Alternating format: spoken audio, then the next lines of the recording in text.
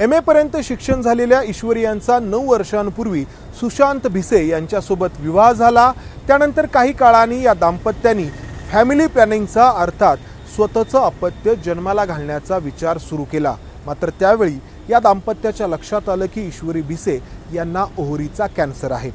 खरं तर कोणत्याही रुग्णाबाबतची इतकी खाजगी इतकी संवेदनशील माहिती रुग्णालयाने जाहीर करणं अपेक्षित नसतं, कायद्याला ते मान्य देखील नाही।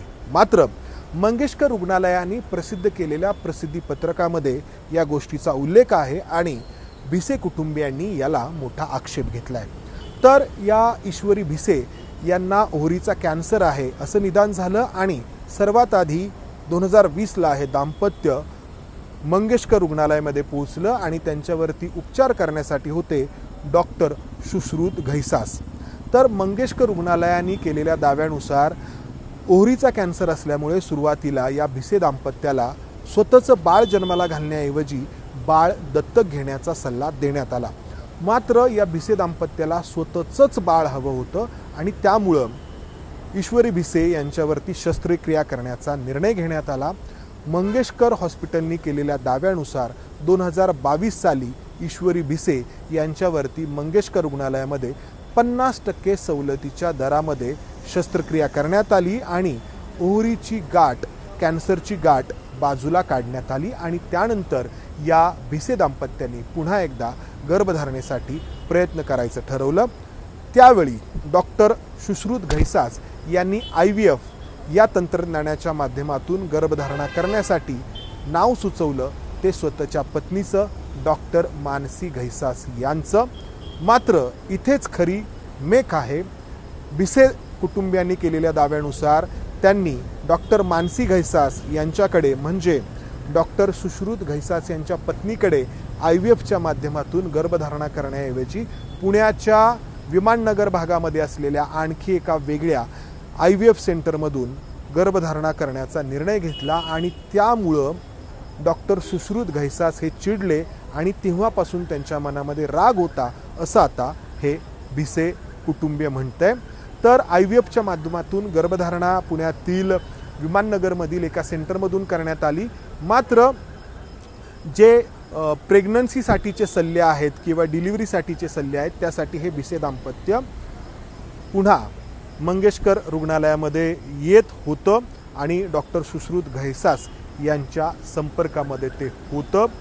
आता 15 मार्चला हे दाम्पत्य या मंगेशकर रुग्णालयामध्ये गेलं आणि मंगेशकर रुग्णालयाने केलेल्या दाव्यानुसार या दाम्पत्याला पुढच्या चाचण्यांसाठी तपासण्यांसाठी 22 मार्चला पुन्हा रुग्णालयामध्ये येण्यास सांगण्यात आलं होतं। मात्र हे दाम्पत्य आलं नाही। तर दुसऱ्या बाजूला भिसे कुटुंबियांकडून असा दावा करण्यात येतोय की मंगेशकर रुग्णालयाने 2 एप्रिलला त्यांना पुढच्या तपासण्यांसाठी किंवा चाचण्यांसाठी रुग्णालयामध्ये यायला सांगितलं होतं।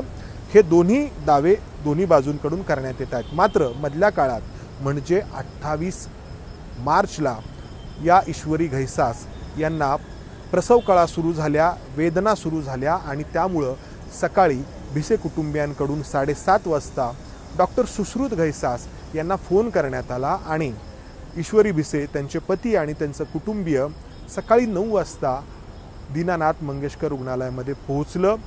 रुग्णालयाच्या व्यवस्थापनाने त्यांना दाखल करून घेतलं। एवढंच नाही तर रुग्णांना जे कपडे बदलून घालावे लागतात तर ते कपडे देखील त्यांना घालण्यात आले। त्यांना ऑपरेशन थिएटरपर्यंत नेण्यात आलं।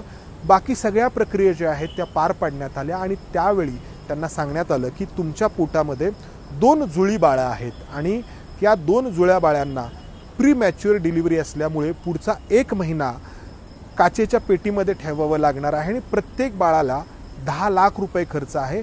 या हिशोबाने 2 बाळांचे मिळून 20 लाख रुपये तुम्हाला ॲडव्हान्समध्ये भरावे लागणार आहेत।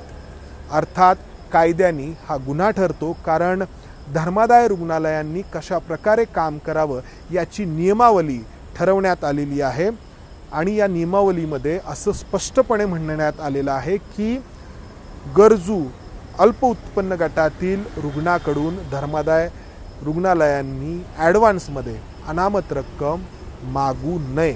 मात्र मंगेशकर रुग्णालयाकडून ही ॲडव्हान्सची रक्कम ही अनामत रक्कम मागण्यात आली।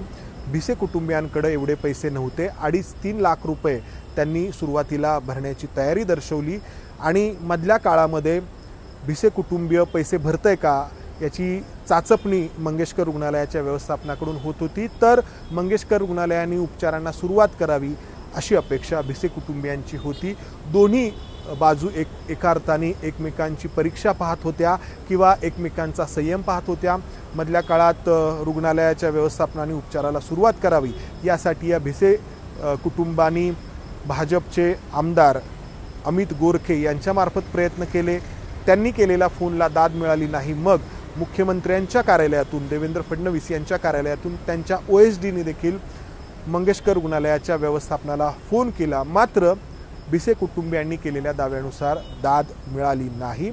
इकडे ईश्वरी भिसे यांची प्रकृती खालावत चालली होती. यामध्ये जवळपास 3 ते 4 तास गेले आणि मंगेशकर हॉस्पिटलचं व्यवस्थापन आपल्यावरती उपचार करायला तयारच नाही हे जेव्हा लक्षात आलं तेव्हा हे भिसे कुटुंब स्वतःचं त्या ठिकाणी आणलेलं साहित्य घेऊन बाहेर जायला निघालं आणि त्यावेळी मंगेशकर रुग्णालयाने केलेल्या दाव्यानुसार त्यांना ससून रुग्णालयामध्ये जाण्याचा सल्ला दिला. तर 3 ते 4 तास अतिशय महत्त्वाचे जे आहेत ते एका अर्थाने या भिसे दाम्पत्याचे, ईश्वरी भिसे यांचे वाया गेले आणि त्यानंतर दुपारी हे भिसे कुटुंबीय ईश्वरी यांना घेऊन पुण्यातील ससून रुग्णालयामध्ये पोहोचलं. मात्र ससून रुग्णालयातील एकूण अवस्था आणि तिथली परिस्थिती पाहता ईश्वरी भिसे यांची परिस्थिती आणखीनच बिघडली. त्या आणखीनच घाबरल्या आणि त्यानंतर त्यांच्या कुटुंबियांनी त्यांना वाकडमधल्या सूर्या हॉस्पिटलमध्ये भरती करण्याचा निर्णय घेतला. संध्याकाळी 4:30च्या दरम्यान ईश्वरी भिसे या वाकडच्या सूर्या हॉस्पिटलमध्ये भरती झाल्या. रात्रभर त्यांच्यावरती उपचार करण्याचे, जी काही कॉम्प्लिकेशन्स निर्माण झाली होती त्यांना आवाक्यात आणण्याचे डॉक्टरांचे प्रयत्न सुरू होते. दुसऱ्या दिवशी सकाळी 8:30 वाजता त्यांना ऑपरेशन थिएटरमध्ये आणण्यात आलं आणि तिथे त्यांची प्रसूती पार पडली आणि 2 बाळांनी जन्म घेतला. एकीकडे बाळांच्या जन्माची ही आनंदाची बातमी होती, तर दुसरीकडे ईश्वरी भिसे यांची प्रकृती खालावत चालली होती. आणखी कॉम्प्लिकेशन्स निर्माण होत होती आणि त्यामुळं दुपारी 12:30 वाजता त्यांना सूर्या हॉस्पिटलमधून मणिपाल हॉस्पिटलमध्ये हलवण्याचा निर्णय घेण्यात आला. मात्र तिथे ईश्वरी भिसे यांना आणण्यात आल्यानंतर काही काळामध्येच त्यांचा मृत्यू झाला. या घटनेनंतर लोकांच्या भावना अतिशय तीव्र स्वरूपाच्या असल्याचं आपण पाहिलं. अनेक पक्ष आणि संघटनांनी आंदोलनं केली, तोडफोड केली. अर्थात या तोडफोडीचं किंवा मंगेशकर कुटुंबियांच्या फलकाला जे काही काळं फासण्यात आलं याचं कोणीही समर्थन करणार नाही. मात्र लोकांचा जो जनक्षोभ आहे तो एकूण आपल्या आरोग्य व्यवस्थेबद्दलचा आपल्याला पाहायला मिळाला आणि धर्मादाय म्हणवणारी रुग्णालय, पैसे कमवण्याचे कारखाने कसे झालेले आहेत हे आपण या माध्यमातून पाहिलं. आणि तोच सगळा राग मंगेशकर रुग्णालय हे फक्त एक उदाहरण झालं. इतर ही जी काही धर्मादाय म्हणवणारी रुग्णालय आहेत, जी रुग्णांना कशा स्वरूपाची वागणूक देतात हे सगळेजण अनुभवतो आणि त्यातून हा सगळा राग उफाळून आला. मात्र लोकांचा हा राग काही काळामध्ये विरून जातो असा अनुभव आहे आणि याचाच फायदा घेऊन पुन्हा आहे तशीच परिस्थिती पुढे सुरू राहते. त्यामुळे जबाबदारी आहे ती म्हणजे सरकारची. सरकारकडून सवलतीच्या दरामध्ये जागा, पाणी, वीज इत्यादी सुविधा मिळवणारी ही धर्मादाय म्हणवणारी रुग्णालयं नियमांचं पालन करतायत का याकडे लक्ष देणं आणि त्याचबरोबर आपली सार्वजनिक रुग्णालयं किमान त्या दर्जाची आहेत का की सामान्यांना त्या ठिकाणी जाऊन उपचार घ्यावे असं वाटावं, ही जबाबदारी सरकारची आहे. सरकारने ती पार पाडायला हवी. कॅमेरामन अमोल गवाळेसह मी इथेच थांबतो. धन्यवाद. एबीपी माझा, उघडा डोळे बघा नीट.